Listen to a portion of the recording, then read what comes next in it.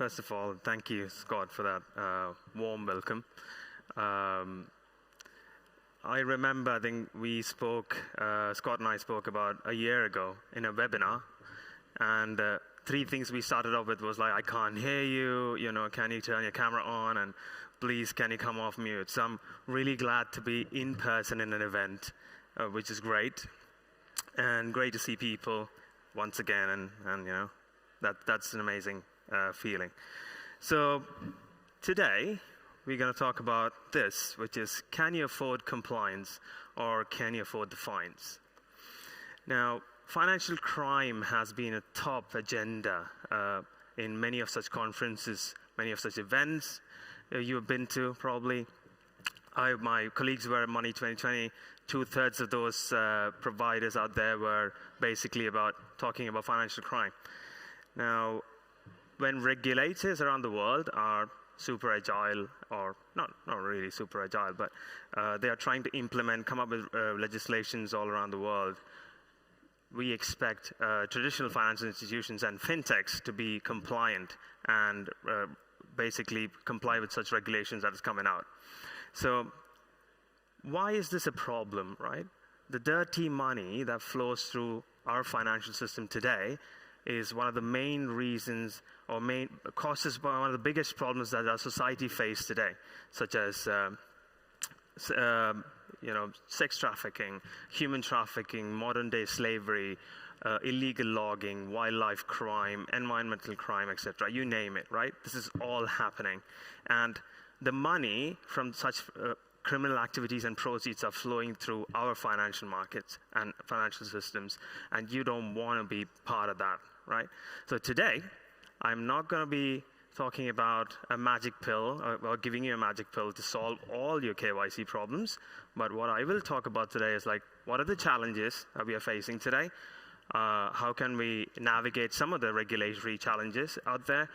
Are you asking the right questions to your providers that you partner with today in terms of screening, maybe ID verification, due diligence, etc.? And also talk about what the future looks like. Now, this is an interesting slide. It talks about the typologies, for the financial crime typologies. So there's money laundering, fraud, cybercrime, and market abuse. So I'm going to focus on the first 2 a little more. And I put some numbers in there that kind of talks about the fines that the financial institutions have got over the years, right? And this is where the question comes in, right? Can you afford the fines, or can you actually be compliant? So this is important, because with fines that you get, that a regulator slaps on you for not being compliant, what are the problems that you're going to face? Business disruption, consumers losing trust in your business. There is things around reputational damage, legal fees. The list can go on, right? So there's a big problem out there if you are under regulatory scrutiny and you don't want to be in that position. That's why I believe this is such an important thing to be aware of. And one more reason why I always say to my fintech clients that you want to kind of go back to your senior leadership and talk about embedding compliance into your strategy. It's not a tick box exercise. It's not like I first take care of my customers, I think about what my business proposition is, and then think about how to be compliant. If you're in that space, you better be compliant right from the outset and build that solution into your overall business proposition so that you come out clean on the other end. Now, I want to focus on that number, which is 2 trillion. This was the stats from United Nations about 2 years ago, which was shocking, where they said about 2 trillion, which is about 2 to 5% of our global GDP, is being laundered through our financial systems globally, annually, every year. This is what the money that has been laundered, even with all the so-called controls that are in place. Now, there are a number of problems for it. We'll come to that. And the worst stats in there is, out of those 2 trillion, only about 2% has been actually caught, right? That's the only thing that has been caught by the Europol, Interpol, etc., other law enforcement agencies. And another interesting stat was about 10% of that money has been actually spent by financial crime, by financial institutions for financial crime compliance. So these are some interesting numbers that I want to put it out there. Well, why is it that only 2% is being caught, right? That's because of this. I could have gotten a better map, I guess, but just messed it all up a little bit. So the point here is like very disjointed regulations all around the world, right? Imagine you're a global business. You have customers from all around the world. How do you comply? What are your standards? What are your guidances? Which regulator says what? You know, how are you going to do business with a global customer? So there are a number of challenges that's primarily because of the kind of regulations that are around the world. And I haven't not even listed half of what is in these regions, right? I put out the key ones, yeah? So let's take an example of sanctions, right? We all know about sanctions with the Russia-Ukraine situation crisis. We have seen that that's coming out very strongly from all governments. It started with the US imposing sanctions, now EU. In Asia, we are having various slew of sanctions as well against Russia situation, right? So initially, the purpose of sanctions was just to stop bad guys from getting access to money to do bad things like terrorism, right? So that's how with 9/11 there was a lot of sanctions imposed on like, no, we have to make sure that you're not sending money to somebody who is a terrorist. So that's how the screening programs and everything came into existence in the first place. And then it kind of evolved into things around, okay, what else can we look at? Sanctions as a means to stop governments from doing wrong things like human rights violations. So that's when there were things in China, for example. US imposed sanctions against certain Chinese military companies purely for such reasons. And the sanctions landscape is evolving constantly. How do you keep up, right? That's the key question that you want to understand. Because regulations, again, is a complex landscape.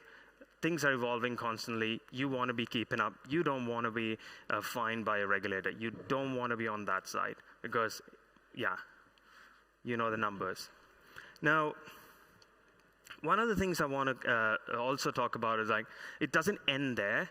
Now, if you're a buy-side firm and you're holding assets, you know, ETF funds, debt, equities, etc., the new exec order from President Biden is all about you don't want to be holding assets that has got some exposure to a sanctioned entity. How would you know that? How would you track your ISINs and QSIPs and CDOLs and other instrument codes and see what is the linkage? That's another problem that we want to understand. So it's quite a complex landscape. Now, layer on top of that, digital assets. So when you saw the previous panel, biggest concern, right, is about consumer trust. You want to, how would I know that my money is going to be safe, right? And how would I know that coin is going to be involved in something dodgy and I'm going to lose all my money? Now, it's interesting that we all talk about travel rule with lots of passion today. It is not a term that came now. Travel rule is a term that was coined by FinTech about 20 years ago, 1996, I think. And SWIFT basically, that was for fiat payments. And SWIFT basically took on, and that's how SWIFT built that whole payment screening infrastructure. So travel rule, great stuff. It's not new, but it is part of this. But now crypto travel rule is something that people are passionately talking about. So if you layer on top of this, the travel rule regulations and all other things around the world, it becomes a very complex landscape very quickly. Now, what does it all fundamentally boil down to? It comes down to knowing your customer, knowing your business, knowing your assets, and knowing your transactions and customer behaviors. So that is the key that you want to think about. Now, it doesn't end there, right? There are more challenges. So I'll touch on that too a little bit. So let's talk about data. One of the things I want to talk about data is like, there's too much data, but how much of this is actually valuable data for you? So one is whatever you get from the customers. You want to understand what data is useful and what is that you want to take and what point you want to collect that data. On the other side, there is incomplete data. For example, I'm going to say it, company's house. You must have seen on the news and other things, like there's a lot of dodgy data and companies in company's house today that is not really vetted by somebody to understand the legitimacy of this. So you, as a company or a FinTech, trying to validate if you're a real company by going into company's house register and saying, yeah, this is golden source for me. How do you know they are actually legitimate? I don't know whether you guys have read the book by Oliver about the new, about the London being a butler to the world, right? So in that, one of the interesting things was about 2,000 addresses have been registered to this 29 Harley Street. One small little house has got 2,000 companies registered to it, right? Obviously, that is not legitimate. How would you know when you're doing business? Company's house says it. You're going to trust it? Again, that's the question. Now, let's take a case of, I've written too many false positives. Let's just take a subset of that, right? And say, let's take a case of screening. One of the interesting stats I pulled recently was about 85% of your alerts that you get on a customer is false, okay? And out of those 85%, about 25% of those alerts are resolved or remediated or looked at by at least like level 2 analysts. And they're expensive, right? Imagine, let's put a number to it, right? Let's say for every alert remediated, you have to spend about 20 quid. So think about it.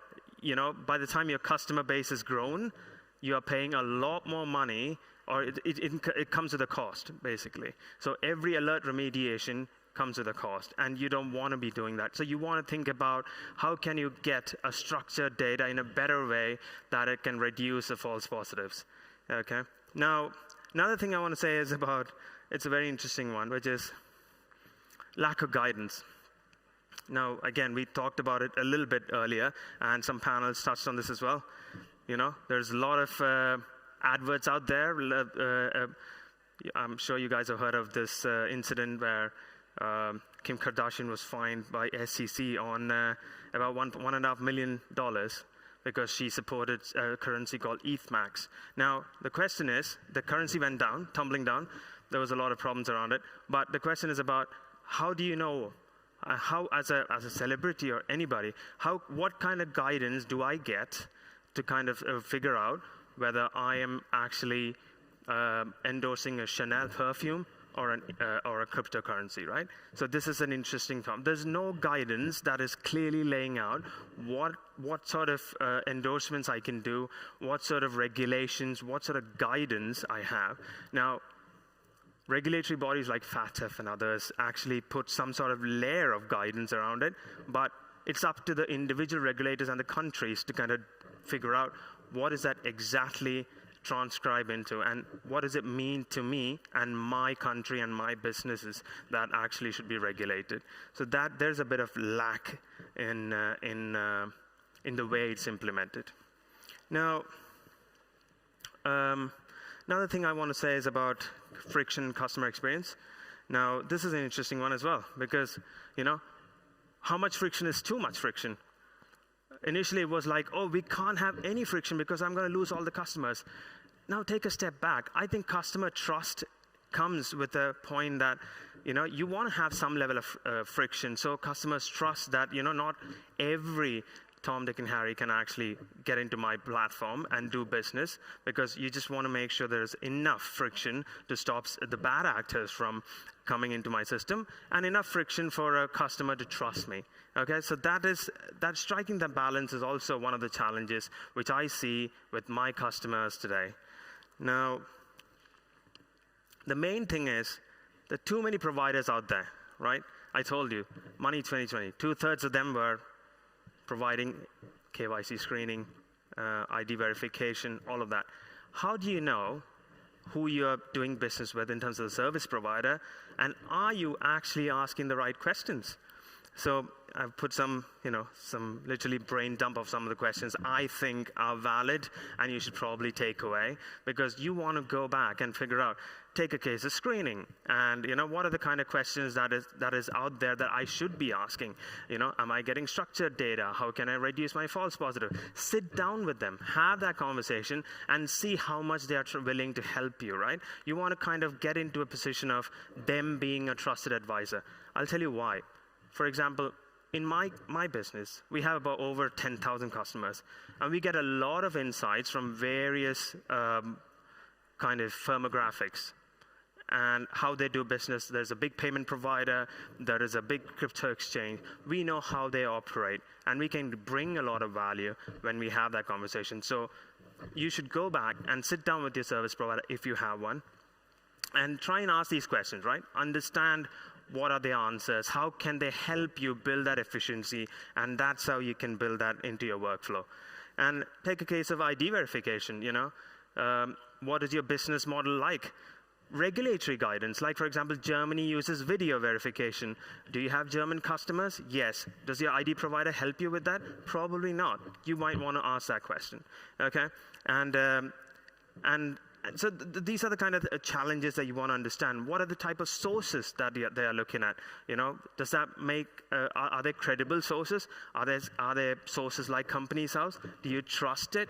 So there are things that you want to ask. What is the end source of where you go and verify or fetch the data from, okay? And take a case of due diligence, which is enhanced due diligence, I mean. Now, this is an interesting one I found yesterday. Eurojust, look it up. That journal published a report.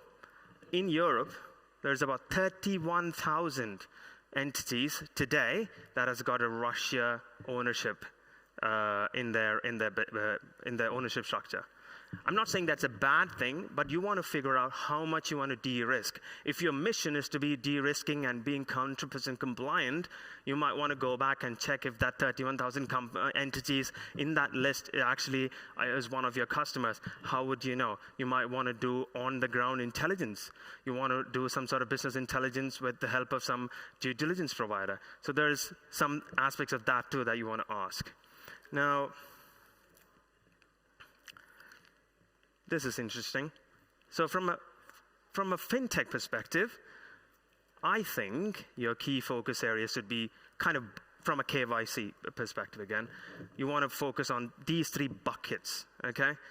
Why? Because these are slightly different, but with signals going from one bucket to another, and all of this feeding back to your kind of single customer universe, okay? So that the risks keep changing based on different signals and patterns that you're getting. So you want to kind of look at, onboarding. What are the things that I'm doing as part of onboarding?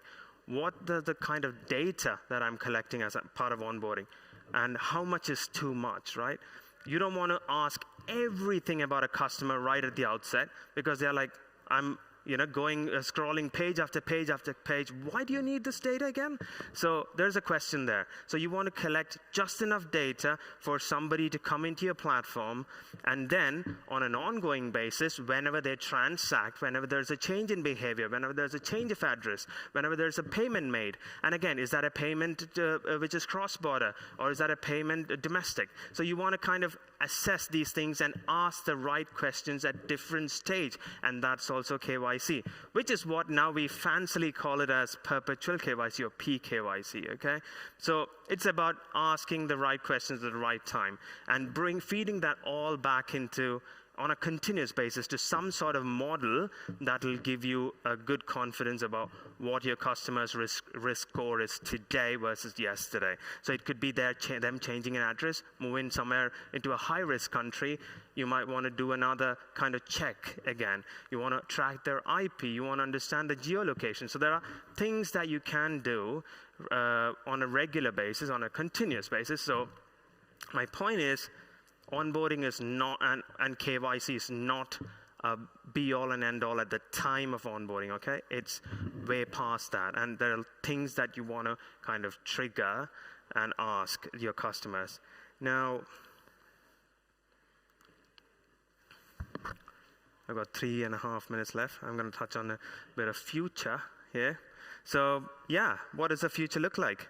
I always believe, not because we are a data provider, but I strongly believe that data is the key to unlock all of these challenges, because once you have the right data set, you can apply technology layers on top of that and gather some insights.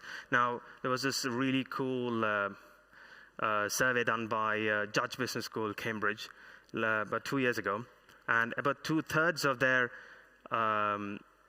surveyors basically came back and said, we need the right data, because without that, we are actually sitting ducks. It's not about the customer data alone. So there are data means different things, right? One is the government sources, one is the customer data, and the other thing is whatever you can get from these lists, like screening providers, ID data providers, due diligence checks, etc. So you want to have the right data. Now, digital ID is here to stay. Now, obviously, I'm a big backer of digital ID. I'm quite sad that we haven't had that in the UK yet. But I was in India about 6 months ago, and I was quite surprised by how quick and easy it was to kind of for my friend to take a phone connection for me purely by using Aadhaar, and it was fascinating to see how cool it is and how well it works in a society like that. So I believe that digital ID is here to stay. Although, again, I'm going to say this, don't quote me, is document verification, because, taking the passport, taking a picture, I don't see that in 10 years' time, okay? Because you potentially, with all the distributed ledger technologies and the wallets that's going to, transform the world of identity in the near future, you will not be holding a passport in your hands anymore. Trust me, 10 years' time, you will have it all in your Apple wallet or some sort of wallet, okay? So that's the world we are moving to, and I don't believe that document verification is here to stay, as I said, because things like ZK, which is the zero knowledge proof verification, verifiable credentials, etc. Again, I can talk about this for all day, but if you want to come and talk to me about it, happy to be around. But this is going to transform the world that you live in 5 to 10 years' time. So I believe that that's the world we are moving to. Now, again, interesting report by McKinsey, which was around machine learning. I completely believe what they said, which is machine learning is going to transform the world of AML. And I honestly think so, because all I said about in the slide here, this is where you can really apply, because there's a lot of data flow from different patterns, different buckets about a single customer that is flowing in and out. And that's what I think when you layer on top of that things, machine learning algorithms and predictive algorithms like random forest or gradient boosting algorithms out there, it can really reduce your false positives and bring out usable intelligence and actionable intelligence and alerts, which will be very helpful in terms of like suspicious activity reports and all of that stuff, okay? Now, in terms of regulation, I think it's pretty wonderful, because there are lots of work happening in that space as well. Public-private partnership is going to flourish in the next 5 years. There'll be a lot of possibility in terms of data transfer across borders. The challenge with AML and data privacy is like those are really the forces that pulls apart. One is AML, which is all about data sharing, and data privacy is all about, no, I can't have my data cross the border. Right? So this is where regulators are now, and bodies and coalitions like G20 and Europol, Interpol, and World Economic Forum, etc. They're working towards bringing some sort of homomorphic encryptions and other cryptographic techniques to mask the actual identity of the person, but passing on the patterns, okay? So that's going to stay, and that's going to come in the near future. And we talked about perpetual KYC, and a few key takeaways I want to say. I think my time's up. I want to say is, one, ask the right questions to your providers. Understand if they really sign up to your vision. Go back to your the drawing board, sit down with your senior leaders, ask about the questions around what AML means to you in your business, and embed that in your strategy. And then lastly, think about not just sticking to one provider, because you might want to waterfall and figure out where your gaps are and fill it, because that's how you can create that kind of multiple data sources, data aggregation, etc., and bring it all together with something like a nice machine learning technology that's going to bring a lot of value in your KYC world. So with that, I know it was a bit rushed, but with that, I'm going to stop. Hi, Scott. Thank you, Aravind. No problem. Does that work? Okay. That's fine. That's fine. I had a bit of a video going on there. I think it's gone. Right. I did say that I was going to say, yes, look at that. I didn't even have to finish my sentence. Could we get a microphone down to this gentleman at the front, please? If you can just start by stating your name and where you're from, please. Really interesting insight, by the way, Aravind. Thank you so much. We are out of time, but I did promise we'd take questions. You just put your hand up again, please, sir. There you are. Thank you. We'll just take this one question. Dan Feeney, FinTech. I advise a lot of fintechs on partnering with banks. Do you know one bank that's globally systemically important that shares data across risk, compliance, and security? I know, upon speaking, I was on a roundtable with a few banks about a year ago, and one of the things they were clear on was, from a systemic data sharing perspective, fraud patterns, fraud data is being shared across. Okay, so that's one thing I saw, especially by, I can name it, it's fine, it's Lloyds Bank. They work closely with Action Fraud UK, and they actually work with Action Fraud UK brings together top 15 banks in the UK, sit down at the table and actually discuss what are the kind of themes, what are the kind of problems, and they actually not allowed, but they do share that data across within their ecosystem, but not, again, cross-border. So that's challenge. That's where the data privacy bit I talked about. But AML is not handled the same way. So in my view, that's where the challenge is, right? You saw 2 trillion even today is only because of the fact that we don't actually prevent somebody from opening an account somewhere else because they are blocked here. So yeah. Thank you. Okay, thank you for your question. Okay, yeah, go on. We'll take one very quick one at the back there, please. But if you can please be brief, and you'll have to be very brief for your answer as well, Aravind, sure. Please. Hi, it's Azair here from TradeStream. Hi. Thanks for the conversation, Aravind. The last point you made was, taking data sources from different vendors to make sure you cement all the opportunity. Whenever I talk to any of the vendors, they all say they do the same thing. And I'm kind of struggling to understand where the gaps are. I mean, can you give me some advice on how I can understand those gaps?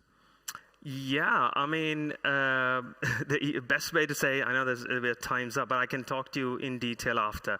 But it's pretty much, go back to your drawing board, understand what's your screening program design like, what's your onboarding process like, and what are the key data sets that you want to use to be compliant, discuss with the MLROs or compliance officers, and then lay that out in the open with an open conversation with your current provider and ask, can you actually give me this level of information? Show me how can I reduce my false positives alerts and reduce my alerts. And if they can't answer it in the 3 times you ask them, you're either with the wrong person, or you might want to kind of have other kind of assets in place to kind of cover your behind. Okay, thank you. Yeah, if anyone has any questions, you can catch up with Aravind. Yes. In the networking. You'll be here for a while, I'm guessing. Yeah. And obviously, if you've downloaded the event app, which I know you all have, then you can engage with Aravind through that as well. Absolutely. But now, thank you so much, Aravind. Thank you. Thanks all. Thanks for listening. Thank you. Cheers, Scott.